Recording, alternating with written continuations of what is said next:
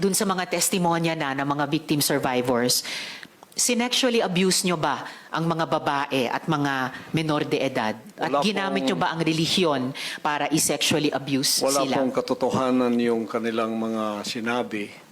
Kung meron po silang mga charges na criminal laban sa akin, malaya po silang mag-file ng kaso at doon ko haharapin at sasagutin sa tamang forum sa korte ng ating lupa tulad ng kinakaharap namin ngayon. And actually, on that matter and for the record, may at least isa sa victim survivors na dati nang naghain ng kaso sa inyo dun sa Davao, kaya lang dinismiss. Kaya inappeal nila sa Department of Justice.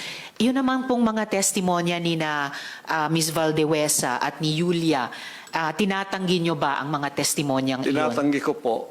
Wala pong mga katotohanan yung kanilang mga sinasabi, kundi sa aking paningin ay kabaligtaran. Ngunit hinahamon ko po silang mag-file ng kaso sapagkat ito ay mga kriminal na mga allegations.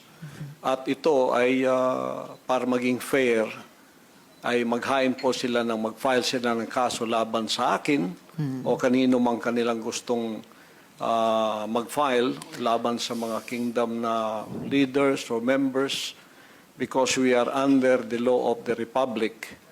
Tulad po kay Masayon, yung kanyang sinabi.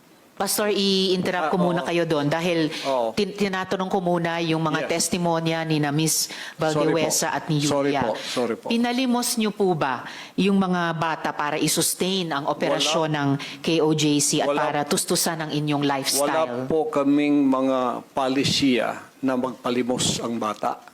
Pero walang polisiya man, pinalimos niyo ba sila? Hindi po. Wala pong katotohanan yun. Okay. yung mga adults po, Ganun din pinalimos nyo ba sila or pinayagan nyo ba silang maglimos para sa operasyon at lifestyle ng KOJC? Wala pong polisiyang ganon ang kingdom na magpalimos.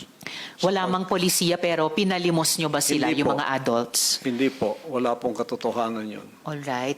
Pinayagan nyo ba yung pang-aabuso at pag-torture sa mga miyembro nyo? Hindi Halimbawa yung parusang dry fast? Hindi rin po polisiya ng kingdom ang batas ng pagparusa ng tao ay ipapasting para mamatay. Napansin ko po, lagi kayong nagre-refer sa polisiya, pero ang tinatanong ko po ay yung practice. So, pinaabuso nyo ba, pinatotorture nyo ba yung mga miyembro nyo? Pinapa-dry fast nyo ba sila? Sa freedom of religion po natin, meron tayong separation of church and state. At tulad ng sinabi ko, yung fasting ay voluntary kung tatanggapin mo. Hindi po ipinipilit. Alright. Kayo ba yung nakaisip nung modus na piliting magpakasal yung mga miyembro nyo na hindi naman magkarelasyon para manatili sila sa ibang bansa? Sino pong nakaisip nun, nung modus na yon? Because this is under the investigation already, I invoke my right to remain silent on this issue. Alright. Quickly lang po kay Ate Gingging, yung dry fast po ba, voluntary ba ito? No, for sure. No. Alright.